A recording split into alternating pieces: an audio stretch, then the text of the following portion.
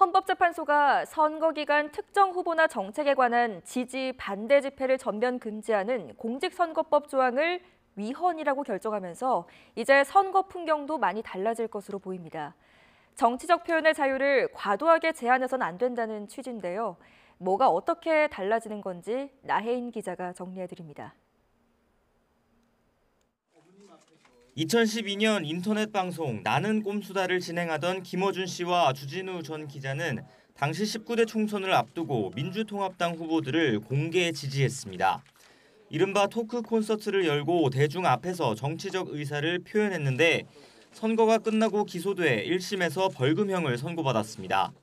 공직선거법상 선거 기간 선거에 영향을 미치는 집회나 모임은 금지돼 있기 때문입니다. 하지만 헌법재판소의 위헌 결정으로 해당 조항은 이제 효력을 잃게 됐습니다.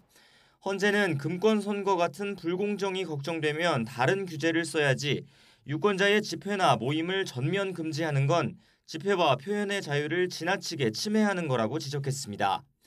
유권자가 선거운동을 받아들이기만 하는 수동적 지위에만 있는 것도 아니고 후보나 정책에 다양한 견해를 표하는 것 자체가 주권 행사라고 부연했습니다.